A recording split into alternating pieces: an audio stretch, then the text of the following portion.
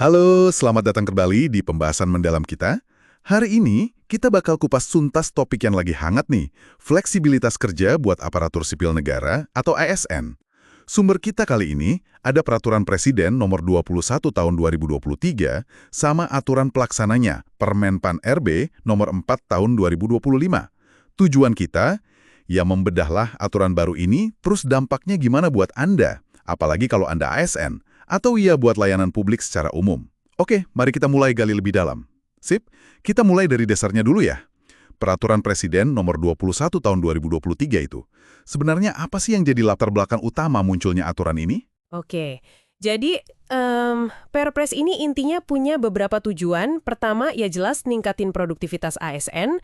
Kedua, ngasih kepastian hukum soal fleksibilitas kerja tadi. Dan ketiga, ujung-ujungnya meningkatkan kualitas layanan publik. Ini juga sekaligus menggantikan beberapa Kepres lama yang dianggap udah kurang pas lah sama kondisi sekarang. Secara umum, Perpres ini menetapkan standar kerja kita 5 hari, Senin sampai Jumat, totalnya 37,5 jam seminggu. Itu di luar istirahat ya. Kalau Ramadan beda lagi, 32,5 jam. Nah, yang paling penting nih, ada di pasal 8. Pasal itu yang secara resmi gitu ya, membuka pintu buat ASN bisa kerja secara fleksibel. Fleksibel. Nah, ini dia. Bentuk fleksibelnya itu kayak gimana? Disinilah Peraturan Menpan RB Nomor 4 Tahun 2025 itu berperan ya, buat detailnya. Tepat sekali. Permenpan RB ini yang merinci, istilahnya ngasih petunjuk teknisnya lah. Ada 2 jenis fleksibilitas utama yang diatur di situ. Pertama, fleksibel secara lokasi. Ini artinya ASN bisa kerja nggak cuma dari kantor dia ditempatkan, tapi bisa juga dari kantor lain di instansi yang sama, misalnya kantor cabang atau UPT, bisa juga dari rumah atau tempat tinggal yang udah didaftarkan, atau bahkan lokasi lain, tapi ini sesuai kebutuhan dan harus ditetapkan pejabat pembina kepegawaian, PPK. Oh, jadi nggak harus di kantor pusat gitu ya? Bisa di mana aja asal disetujui. Iya, tapi ada batasannya juga. Umumnya sih maksimal 2 hari dalam seminggu. Kecuali kalau ada tugas tertentu atau kondisi ASN yang khusus banget. Terus jenis pekerjaannya juga ada kriterianya.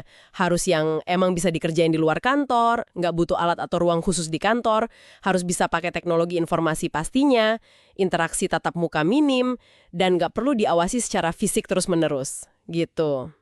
Oke, itu yang lokasi. Terus jenis kedua tadi apa? Yang kedua itu fleksibel secara waktu. Nah, ini ada 2 skema lagi di dalamnya. Ada yang namanya kerja shift, ini biasanya buat unit-unit yang jam kerjanya panjang, ya. Lebih dari 8,5 jam sehari atau lebih dari 5 hari seminggu. Contoh gampangnya kayak layanan rumah sakit, pemadam kebakaran, atau keamanan. Jadwal kerjanya diatur bergantian, shift-shiftan gitu. Biar total jam kerja mingguan ASN tetap 37,5 jam. Oke, kerja shift. Satunya lagi? Satunya lagi nih yang mungkin lebih menarik, namanya kerja dinamis. Ini pengaturan waktu kerjanya lebih bebas, disesuaikan sama kebutuhan pencapaian target. Yang penting total jam kerja mingguannya tetap terpenuhi. Wah, kerja dinamis. Contohnya gimana tuh? Lebih bebasnya kayak apa? Contohnya, bisa jadi jam masuk dan pulangnya fleksibel, atau pemadatan hari kerja. Misalnya kerja 4 hari aja, tapi jam kerjanya lebih panjang per harinya. Bisa juga dapat hari libur pengganti kalau misalnya terpaksa harus kerja 7 hari berturut-turut. Macam-macam lah, tergantung kebutuhan unitnya. Oke. Ini dia nih bagian yang sangat menarik. Berarti, apakah semua ASN bisa langsung milih gitu aja mau kerja fleksibel lokasi atau waktu? Wah, nah ini perlu diluruskan. Nggak otomatis gitu. Prinsip utamanya, fleksibilitas ini tuh bukan hak ASN ya. Oh, bukan hak. Bukan. Ini lebih ke fasilitas yang diberikan berdasarkan pertimbangan objektif dari kebutuhan organisasi. Jadi ada banyak faktor yang dilihat. Kayak karakteristik tugasnya cocok nggak? Terus kondisi khusus ASN. Misalnya lagi sakit atau ada urusan keluarga mendesak tapi ya harus ada buktinya. Predikat kinerja ASN juga ngaruh. Dan yang paling penting tentu aja, persetujuan dari atasan langsung. Jadi banyak lapisannya ya, nggak bisa asal pilih. Betul. Ada lagi kriteria buat ASN-nya sendiri. Dia nggak boleh lagi ngejalanin hukuman disiplin, terus juga bukan pegawai baru.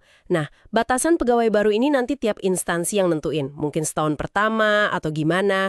Kayaknya sih biar adaptasi dulu di kantor ya. Oke. Jadi sangat selektif ya, tergantung banyak hal. Lalu, Gimana caranya instansi memastikan ini semua berjalan baik, biar nggak malah ganggu layanan publik gitu? Nah, itu iya. Kesiapan instansi jadi kunci banget. Minimal nih ya, mereka harus punya sistem pemerintahan berbasis elektronik atau SPBE yang mumpuni. Ini buat dukung macam-macam, persuratan elektronik, presensi online, pemantauan kinerja secara digital, pelaporan, sampai penilaian kinerja. Teknologi jadi tulang punggungnya ya? Iya, mutlak itu. Nanti, PPK atau pimpinan instansi yang menetapkan jenis fleksibilitas apa aja sih yang bisa diterapin di instansinya. Terus, pimpinan unit kerja yang lebih teknis ngatur penjadwalannya gimana. Dan yang gak kalah penting, harus ada mekanisme pemantauan dan evaluasi berkala. Minimal per 6 bulan lah. Ini buat ngelihat dampaknya gimana ke kinerja organisasi, ke kinerja individu, kedisiplinan pegawai, bahkan sampai ke kualitas hidup ASN, kayak kepuasan kerja dan work-life balance itu.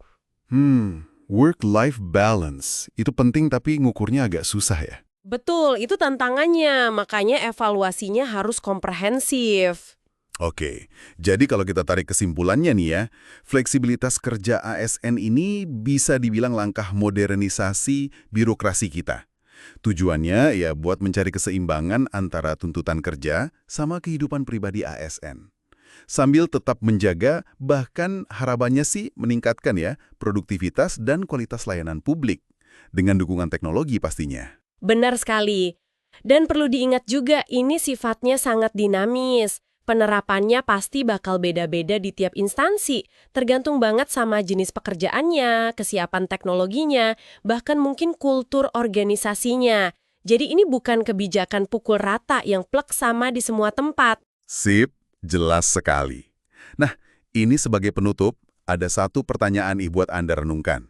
Jika ya, skema fleksibilitas kerja ini berhasil diterapkan secara luas dan efektif, bayangkan deh, perubahan kayak apa sih yang bakal terjadi pada wajah birokrasi kita dan kualitas layanan publik yang kita terima sehari-hari.